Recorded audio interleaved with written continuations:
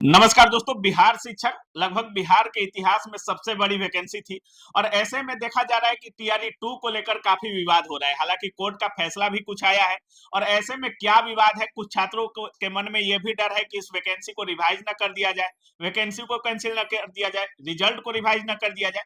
तमाम मुद्दे हैं जिस पर पूरा बात करने के लिए अब हम नवीन सर के साथ हैं। सबसे पहले सर, स्वागत है आपका। जी, बहुत-बहुत धन्यवाद। सर, टीआरई 2 के छात्र भी डरे हुए हैं कि अब क्या होगा नहीं होगा, लैंग्वेज को लेकर काफी प्रॉब्लम हो रहा है उनको कि क्या फैसला आया है और विवाद क्या है सर, क्या कुछ अब हो सकता है, थोड़ा गहराई में बता दीजिए सर। नहीं, आप देखे होंगे टीआरई 1 का मामला हो या टीआरई 2 का मामला हो, हम्म, कितनी बार नोटिफ़िकेशन में संशोधन किया गया था, हम्म, बहुत बार संशोधन किया गया था।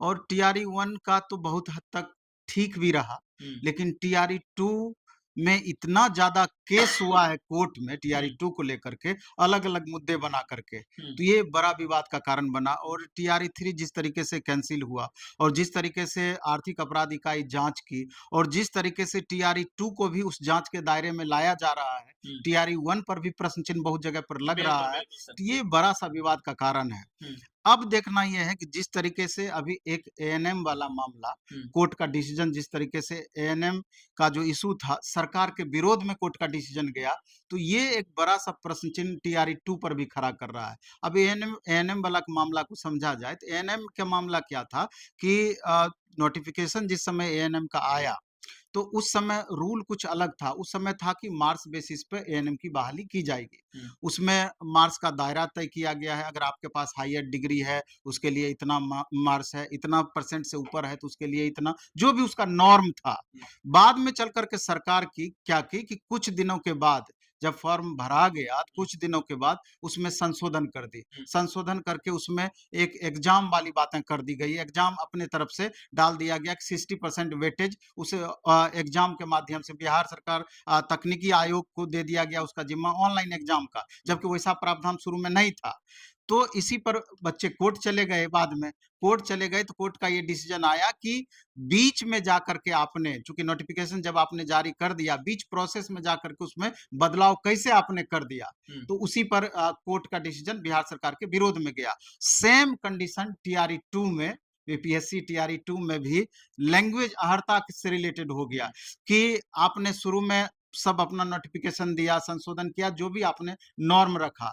लास्ट एग्ज़ाम देने के बाद आपने अचानक लैंग्वेज पेपर को हटा दिया गया। हालाँकि अच्छा। कारण ये था कि कई सेंटर पर बांग्ला और उर्दू का प्रश्न पत्र नहीं पहुँच पाया था।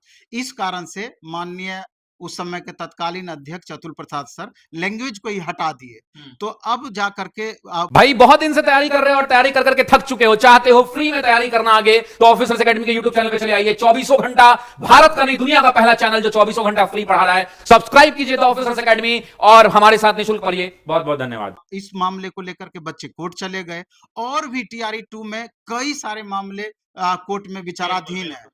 तो अब लगता है कि ये तो आधार बन गया एएनएम वाला मामला, तो हो सकता है कि इस आधार पर जाकर के इस डिसीजन पर प्रभाव पड़े।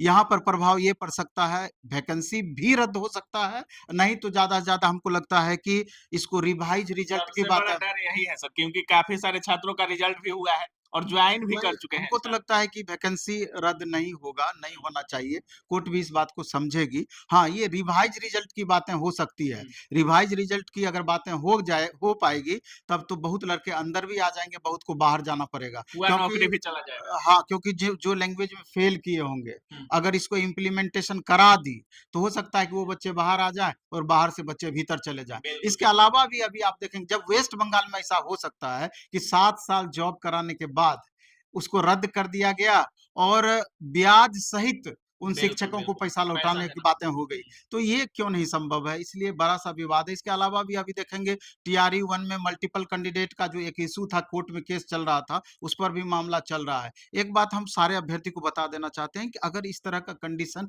कभी भी रहे, तो बिहार में जनरली देखने को मिलता है कि जो पिटिशनर होते हैं, लाभ अगर केस उनके हम्म, फेवर में जाता है, तो बिल्कुल लाभ बिल्कुल। उसी को मिलता है।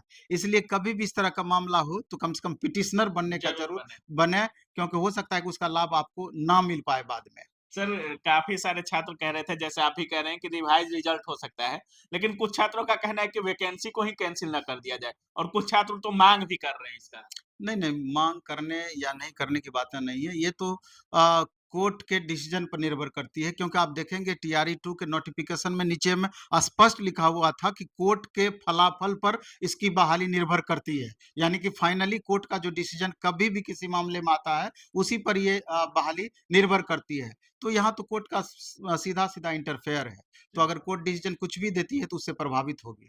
चलिए, बहुत-बहुत धन्यवाद सर। धन्यवाद तो आपका। बाकी आप सुन रहे थे, नवीन सर का भी साफ कहना है, नवीन सर भी कह रहे हैं कि वैकेंसी रद्द तो नहीं किया जाएगा, लेकिन हो सकता है कि रिजल्ट में रिवाइज रिजल्ट दिया जा सकता है। कुछ लोग अंदर भी हो सकते हैं और कुछ लोग बाहर भी हो सकते हैं। बाकी टीआरई 2 को लेकर आप भी कुछ सोच रहे हैं, आपके मन में भी कोई सवाल है, तो आप कमेंट जरूर कीजिएगा। आप देख रहे थे काबिल न्यूज़। जय हिंद।